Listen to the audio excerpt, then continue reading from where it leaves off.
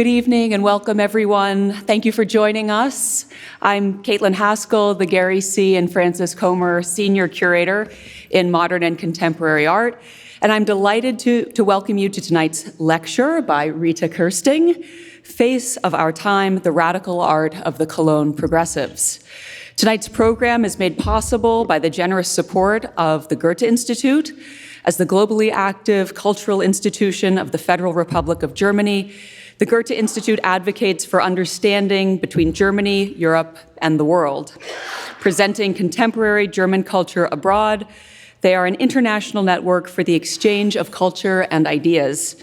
Goethe Institute presents a range of diverse programming in the arts, humanities, and social sciences, including film screenings, art exhibitions, literary events, and performances of dance, theater, and music, and also terrific lectures like the one we're about to hear tonight. So as we begin, a very brief reminder to please silence your mobile devices. But now it's my pleasure to introduce the speaker for this evening's program, Dr. Rita Kersting. Rita Kersting is a distinguished art historian and curator renowned for her contributions to modern and contemporary art. Since September 2016, she has served as the deputy director of the Museum Ludwig in Cologne, Germany. In this capacity, she has curated exhibitions with artists ranging from Isamu Noguchi to her current exhibition of Francis Alice. And she has organized celebrated shows from the collection, including the groundbreaking analysis of the museum's holdings of Russian avant-garde art in 2020. Dr. Kersting is a fellow of the International Curatorial Institute at the Museum of Modern Art in New York, and she was a member of the supervisory board of the Stedelijk Museum in Amsterdam from 2014 to 2018. From 2012 to 2016, she was the Landau family curator of contemporary art at the Israel Museum in Jerusalem. During her tenure there, she curated exhibitions featuring the work of Jan Vo, Shilpa Gupta, and Felix Gonzalez Torres, among many others. From 2000 to 2006, Kersting served as the director of the Kunstverein für die Rheinland und Westfalen in Düsseldorf. She studied art history at the University of Cologne, the city about which she will be speaking this evening. So now, without further delay, please join me in welcoming Rita to the stage. Thank you.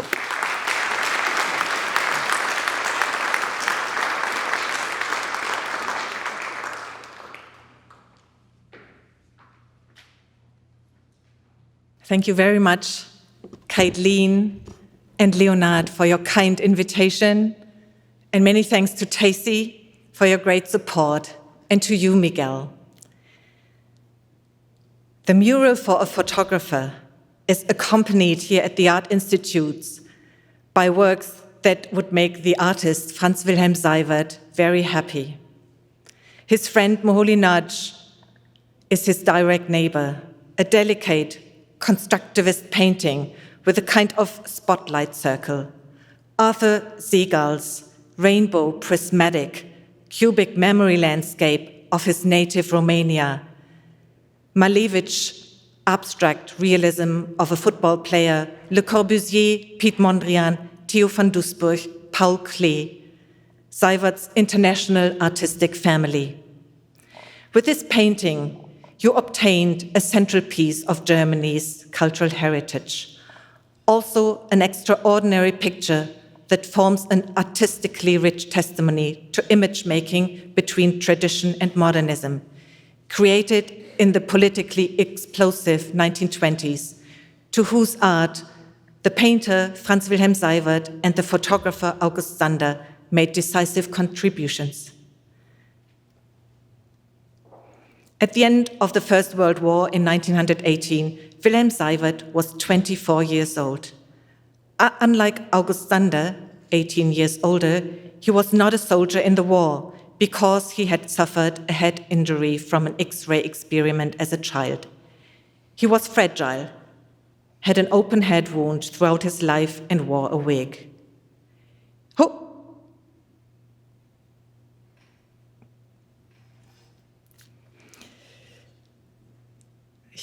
He was fragile, had an open head wound throughout his life, and wore a wig. He died in He died in 1933 at the age of 39. Here are two self-portraits with a wounded head marked in the geometricizing abstracted figuration typical of the artist and the Cologne Progressive group. Also the red, or often yellow circle, the sun, and the identification with the workers through factories and machines. The head on the left also presents basic conditions of the medium used, mixing primary colors, blending hues. The devout Catholic Seiwert had accompanied his close childhood friend, Helmut, who restored frescoes to the medieval churches of Cologne.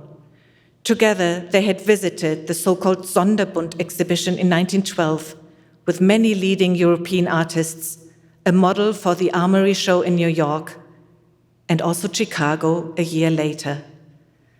While Seiwert was working for an architect, Helmut was killed at the front in 1917. Wilhelm Seiwert mourns, renounces the Catholic Church, and becomes a pacifist.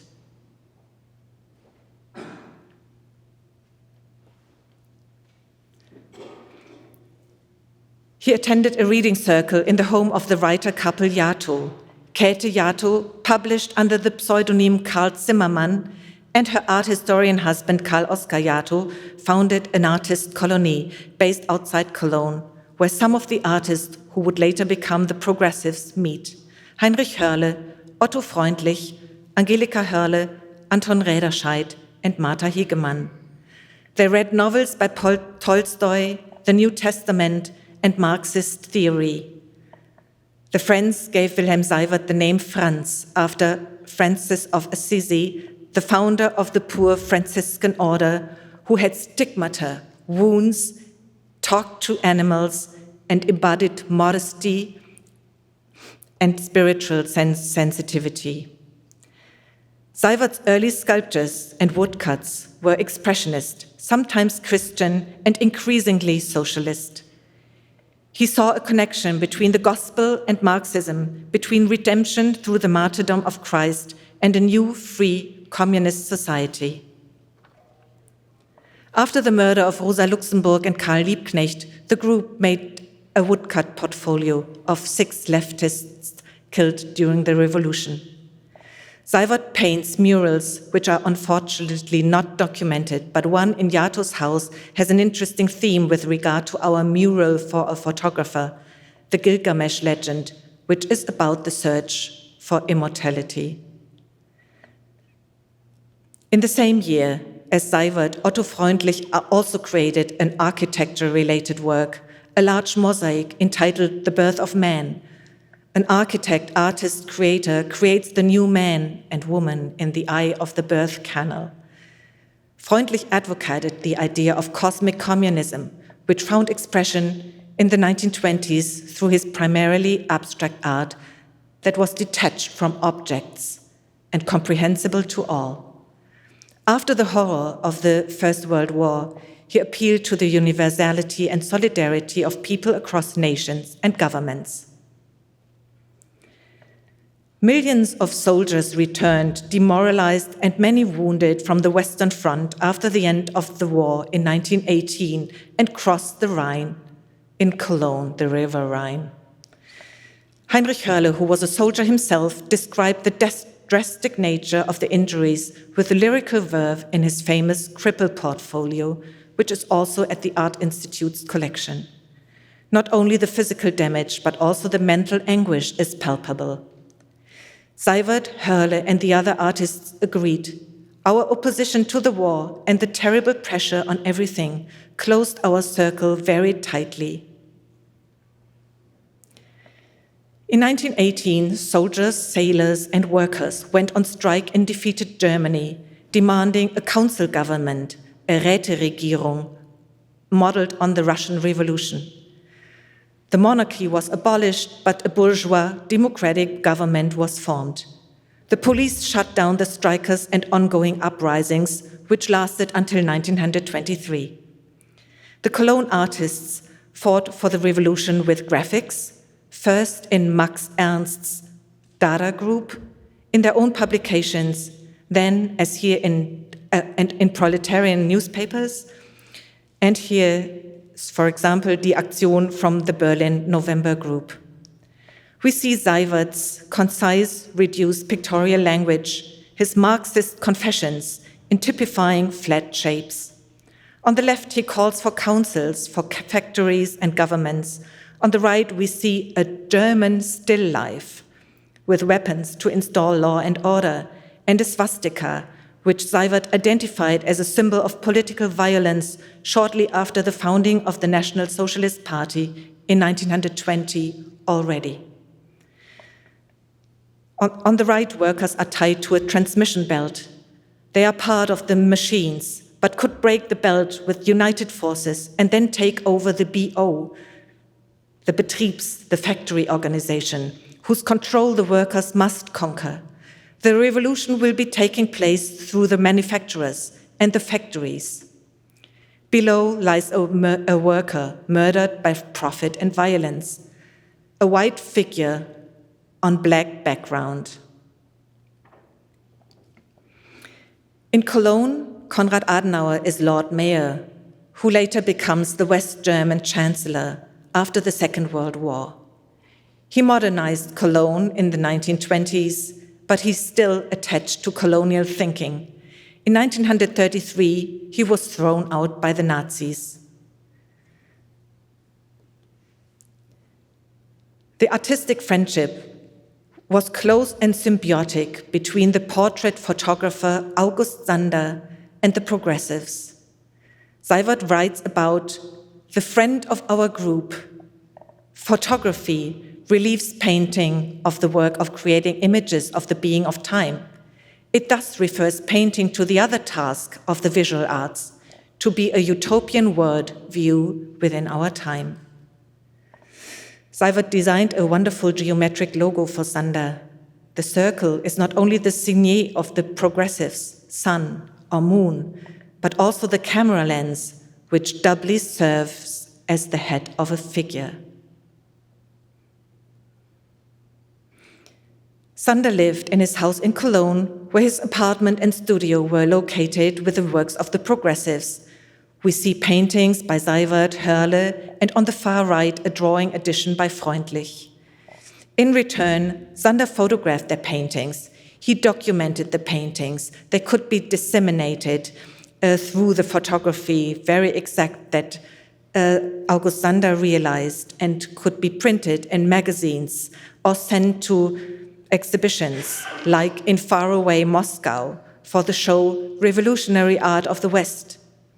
In 1925, Seiwert asked Sander in a letter whether he would like to take part in the exhibition in Moscow with his own works too, his social revolutionary street photographs, as Seiwert put it.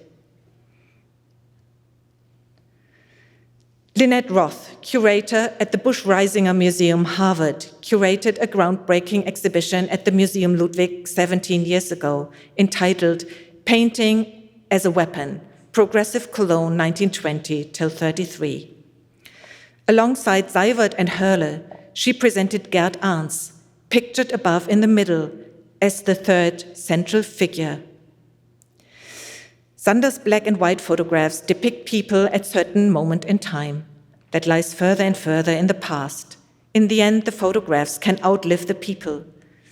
For example, the old farmers in the early Sander portraits, which Seiwert certainly saw around 1925, the year in which Sander conceived the monumental work People of the 20th Century, and Seiwert painted the mural for a photographer.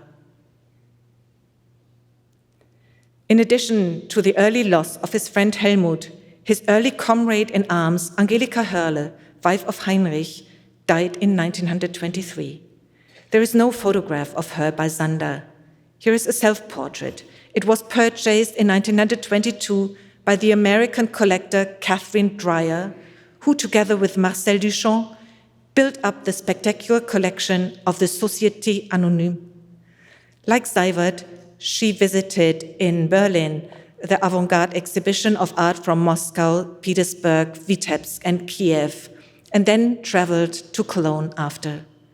She bought Angelika Hörle's work and others of her from Galerie Nierendorf, along with a painting by Seiwert, the working man here on the left.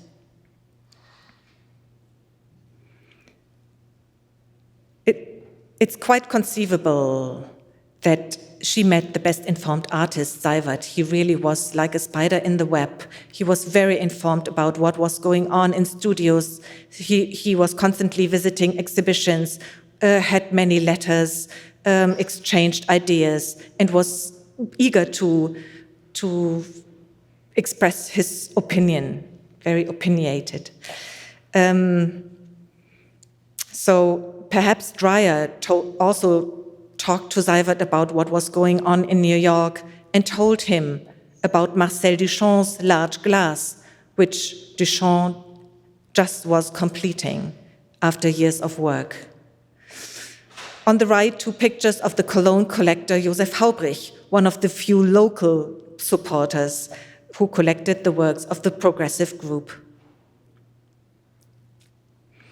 Gerd Arns, who himself had participated in the political struggle of the times and staged a coup, developed figurative constructivism, which emerged from the progressive visual vocabulary into universally understandable symbols, pictograms, and later, for the Social and Economic Museum in Vienna, pictorial statistics, images based on facts and data, very accessible.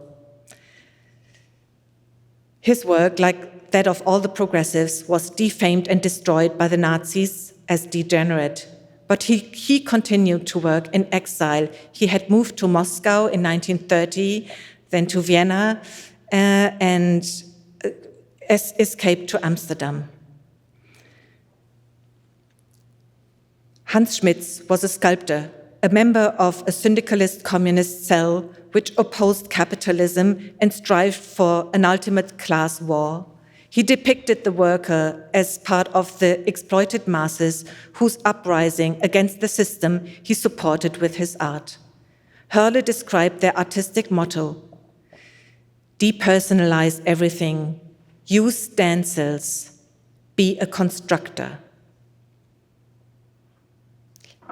For him and Seiwert, art was not only rebellion, but also construction, a proletarian culture of which they, as workers, artists, would be part. They had intense discussions on how far this was really possible. They were active in the International Workers' Aid, or the anti-National Socialist Party. But their tool was not a hammer, sickle, a trowel, but a paintbrush. Their product was easel painting, understandable and legible for all. Not collage, not photography, not film, but self-painted pictures in a style that emphasizes the collective, anonymous, and communal. No individuality.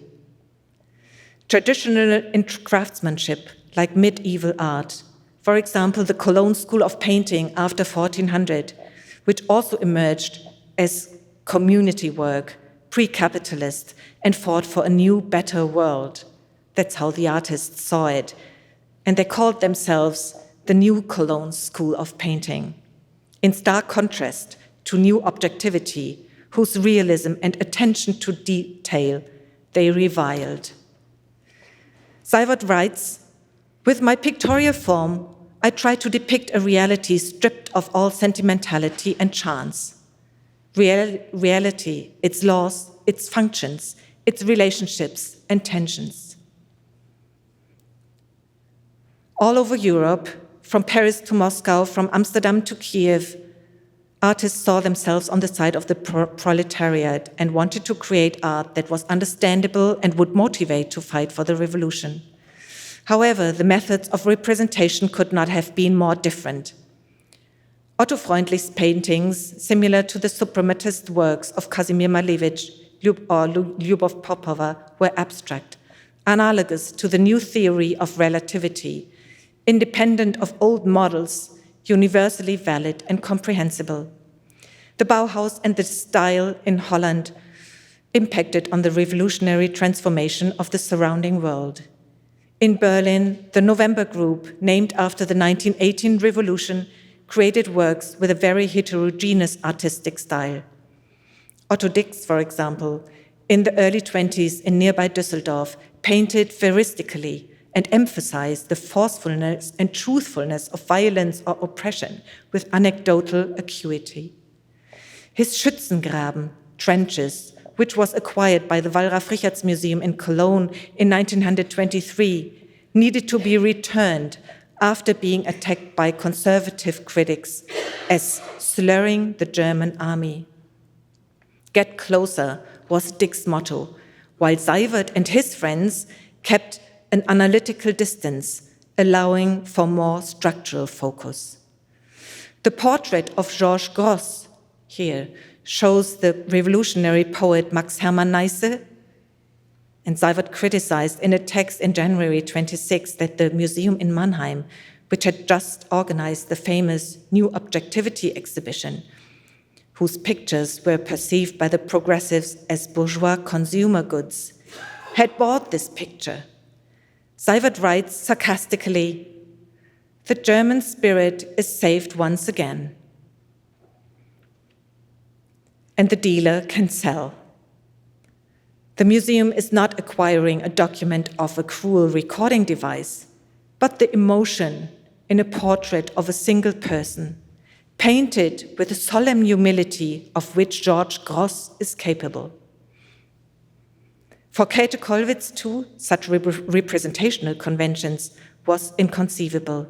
She said, "I am captured by the gravity and tragedy of the proletarian depth of life." Hannah Höch, Raoul Hausmann, and John Hartfield, who had translated his German name Herzfeld out of solidarity with the attacked English, worked with collage, film, and photography with elements from modern reality. In Paris, the Communist Party was founded in 1920 with the participation of many artists who played a role in Dada, Surrealism, and Constructivism. The Cologne Progressives were in close contact with many leading European artists. Architects, writers, artists joined the loose network that they referred to themselves as progressive groups, but they never had a manifesto. Progressive means marching forward, moving forward. They were radical, but also radical in the sense of the Latin word radix, which means roots, the lowest part of the plant. They wanted to achieve at a fundamental shift. And looking at the radix, at the root, they also were interested in the history of their own medium, of the consciousness, seriousness, of the craftsmanship, and they saw themselves as prolongation of, for example, medieval art. Seiwert, for example, wrote about Gerd Arns, the woodcutter, that he's so virtuous that in the Middle Ages he would have been a carver of altarpieces in Antwerp, carving figures. Until 1923, in a time of labor struggle, especially in the industrial rural area, the artists published artworks and Seiwert also many texts in socialist magazines. But also the British Workers' Dreadnought, or The Liberator from Chicago, a monthly radical leftist magazine that combined political analysis with cultural issues, presented their works. Here we see two woodcuts by Seiwert that illustrated the Marxist texts. On the right, for example, by an early collaborator of Stalin.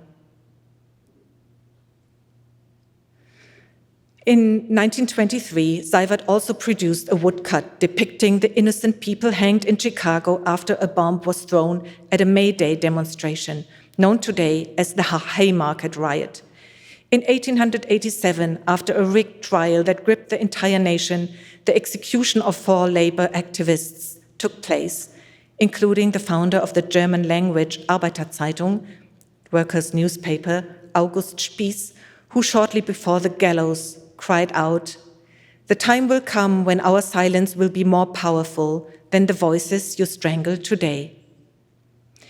In 1930, Paul Mattick, a factory worker and revolutionary who had also immigrated to Chicago from Germany, attempted to revive August Spieß' Arbeiterzeitung. He certainly knew the Progressives from his years in Cologne. They exhibited in Chicago in 1930. And when I asked Tacy Wagner, if it might have been at the Dill Pickle Club near Washington Square Park, she replied with her research leading to Adolf Krotz's bookstore, which merged with Brentano's bookstore in 1933, where works by German modern artists were often displayed. We are sure to hear more about this exciting connection between the Chicago and the German scenes. For example, I didn't know that John Hartfield did the book design for Upton Sinclair's German translations. Everyone had read The Jungle. And Bertolt Brecht's St. Joan of the Stockyards was set in Chicago. In August 1924, Seiwert painted the exterior facade of the new bookshop in Cologne that sold radical left-wing literature, using the vertical parts and pilaster strips, painting workers with sleeveless tops. Sander took photographs of this work, and the interior was painted by Hörle.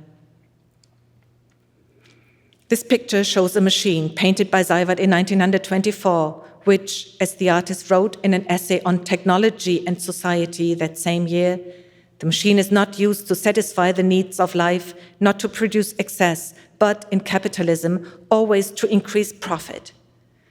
He writes, quote, "Society rejects an elementary technology that sees its goal in the liberation of humanity.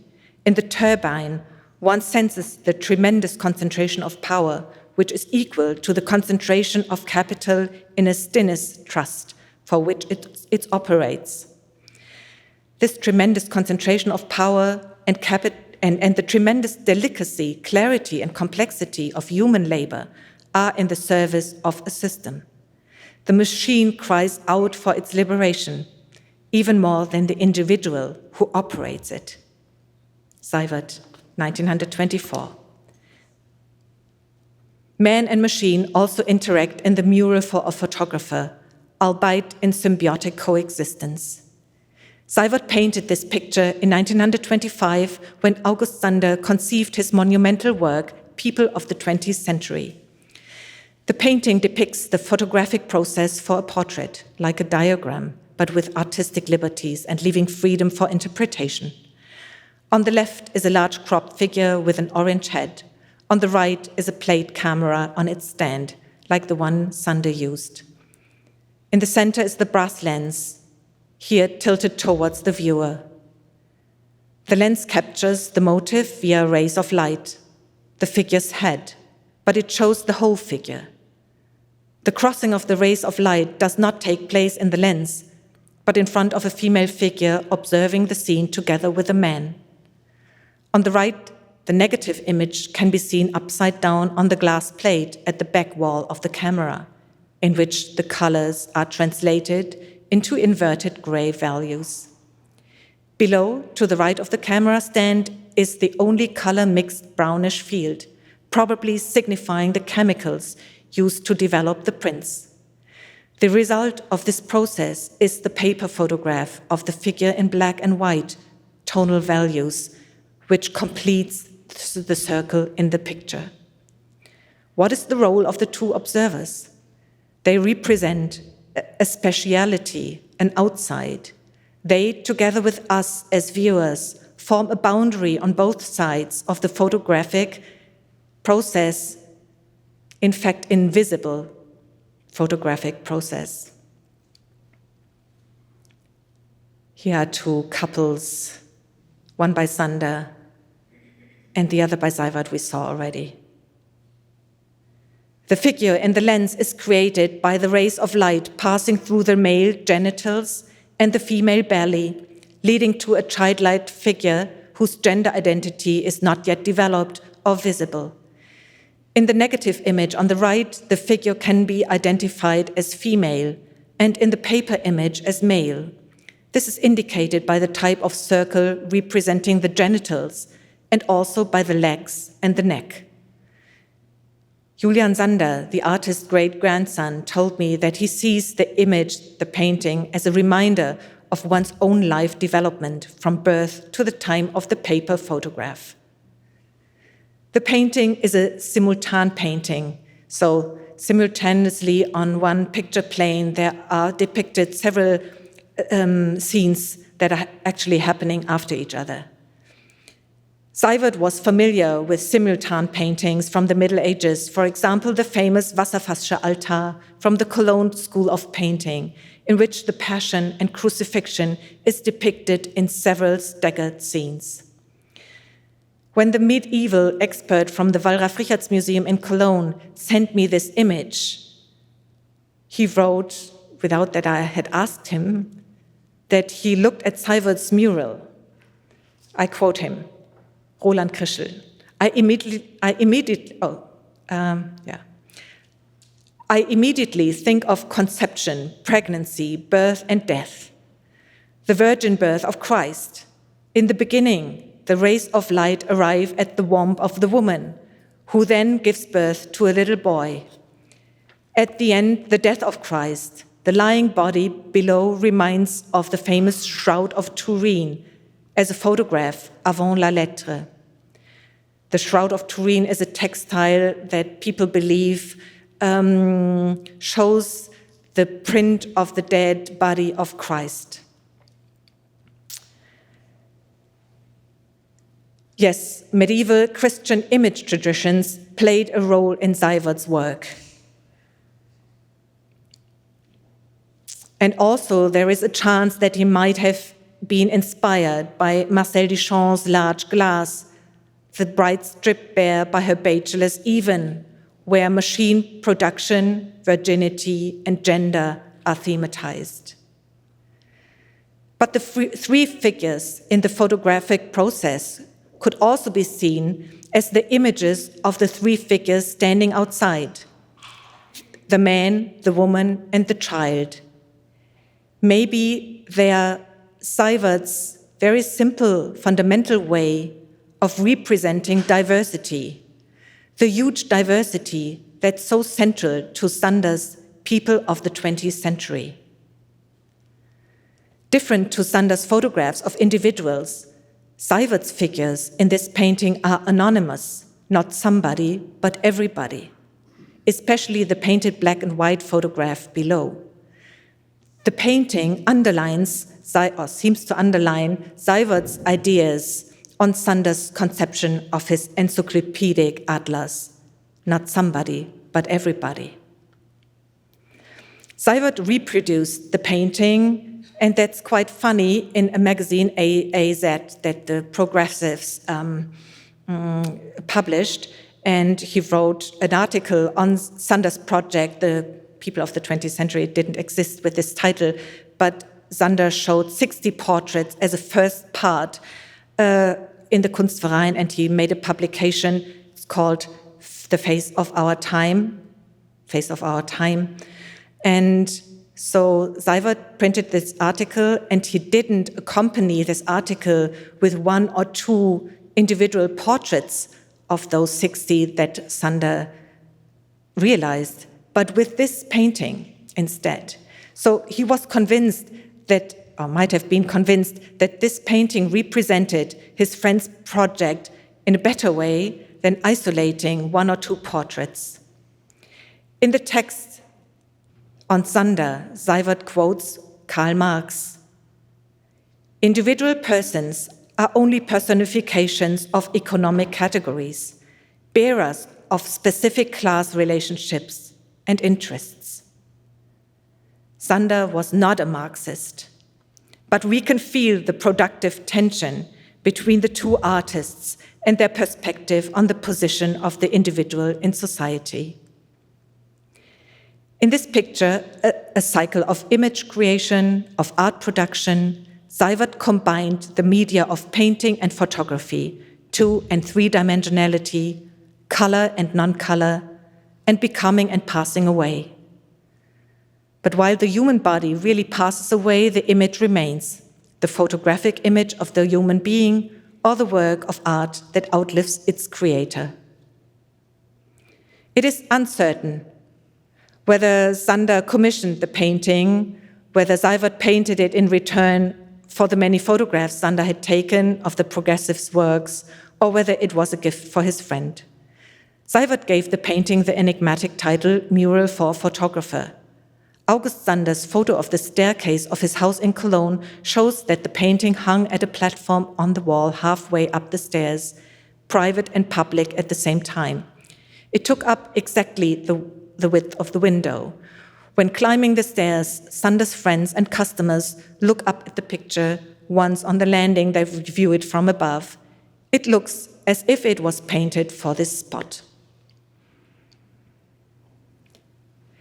In some other large format paintings, Seiwert, so the Mural for a Photographer, was the largest painting that Seiwert painted until 25. In other large format paintings, Seiwert apparently also wanted to achieve the character of a mural, especially in the monumental Feierabend, also from the same year, 25, which is Quitting Time, which is reminiscent of a fresco due to the matte palette and the graininess of the jute used. The progressive artists were preoccupied with the mural phenomenon. In 1923, Seiwert wrote of the panel painting that it coincided with the emergence of capitalism, not by chance, but out of inner necessity. Like the others, he hoped for commissions for murals. One opportunity presented itself with the new bookstore. In 1929, several progressive artists were able to exhibit at the Raum- und Wandbild exhibition, the mural painting exhibition at the Kunstverein in Cologne. However, due to the temporary nature of the exhibition, the paintings were not painted on the wall but on canvas. The Communist Party supported Diego Rivera's trip to Germany in 1927 and repeatedly commissioned murals. The progressives were left empty-handed. They weren't in the party, and they were too left-wing and too uncomfortable for the party's officials.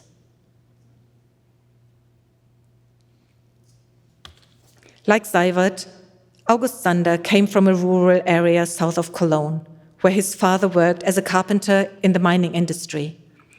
After years of traveling and his first studio in Austria, he came to Cologne with his wife Anna in 1910, where he earned money as a portrait photographer.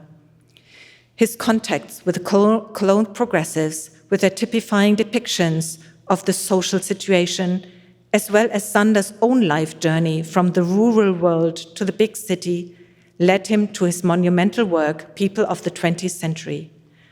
With the help of exact photography, that's how he called it, Sander goes beyond the individual to depict social statuses and classes.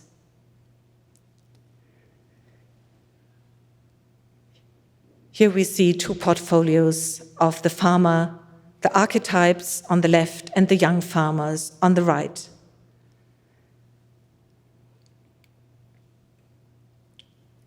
More portfolios, the farmer's child with the mother and the farmer's family.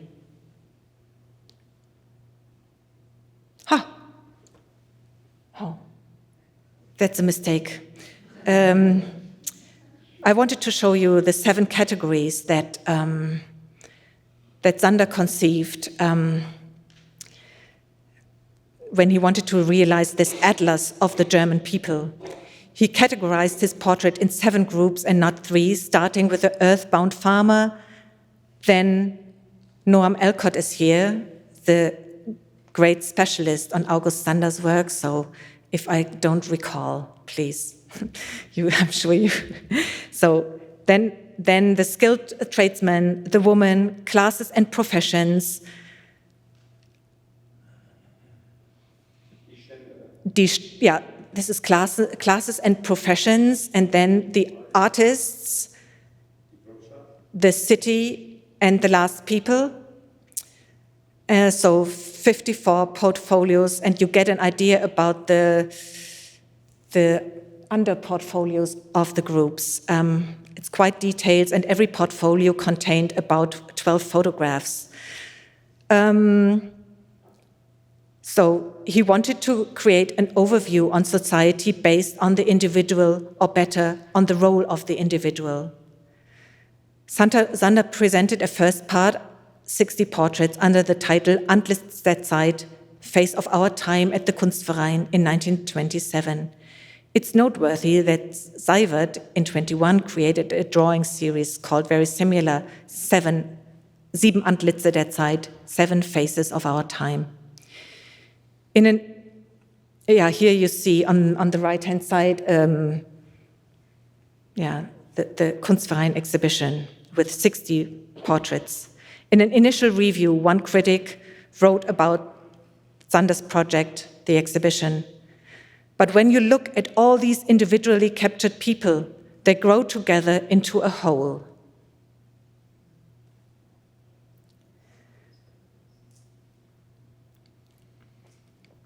After the Antlitz der Zeit was published, Walter Benjamin wrote that Sander, that was in 1931, that Sander had not approached this enormous task as a scholar, nor had he been advised by racial theorists or social researchers, but from direct, unprejudiced observation, an observation that was at the same time delicate and which, quoting Goethe, is intimately identical with the subject matter.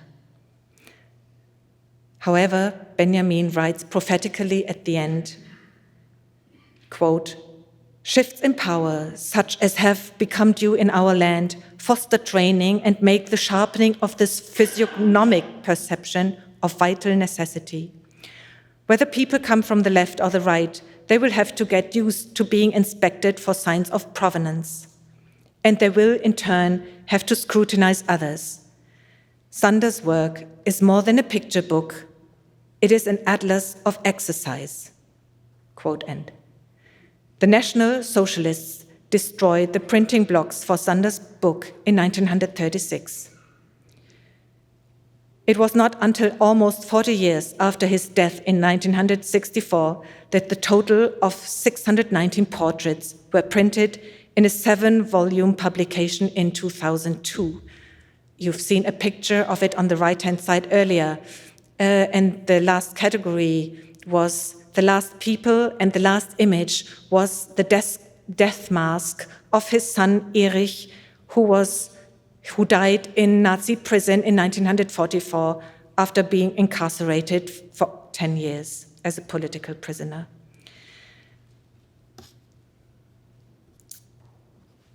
There is another architecture-related work by Seiwert in Sander's house, a glass work that he made for a door leading into Sander's studio, a portrait of the plate camera with 2 lithographs printed on glass showing the 2 inventors of photography, Louis Daguerre and Joseph Niepce.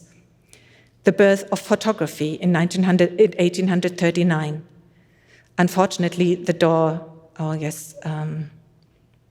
here we have a color image, which is not backlit, so also not the other one, surviving glasswork, Christ in the Ruhr area.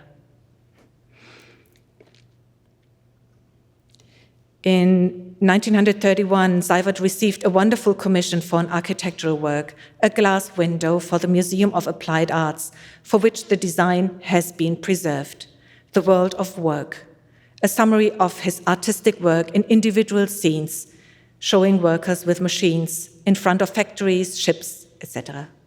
In the middle, in front of a brick wall, a worker lets the sun shine through his bright glass body. Perhaps the painter, worker, Seiwert himself, who as a young man had built walls for an architect. The magazine AZ appeared from 1929 until February 1933. 30 issues were published, first by Hörle, then by the Gruppe Köln. Seiwert was editor and wrote most of the articles, and a rich network of artists and correspondents Correspondents contributed articles on individual works of art, debates around relationships between art and politics, on exhibitions and books, and passed on information. Many works of art were illustrated, those by the Progressives almost always with the photos of August Sander. And Sander did this with his exact photography. He documented the paintings with the surface, with the brushwork, very visible. And maybe this is also a reason that August Sander documented the works, that they kept on painting easel panels. The magazine was published at the time of the greatest economic and political crisis. It is incredible that AZ existed for 3 years, financed by subscribers and few advertisements in the midst of the rise of fascism and high inflation. The last issue ended with a description of Adolf Hitler's views on art. I have 2 more pictures, but I won't continue. It's the last painting that Seiwert painted, City and Countryside. They meet, and Sander's photograph of after Seiwert died. But we only have 10 minutes left, and I would like to stop and hear what you would like to say or comment, your thoughts, maybe also about the mural for a photographer. Please raise your hand and the staff will bring a microphone to you. Thank you.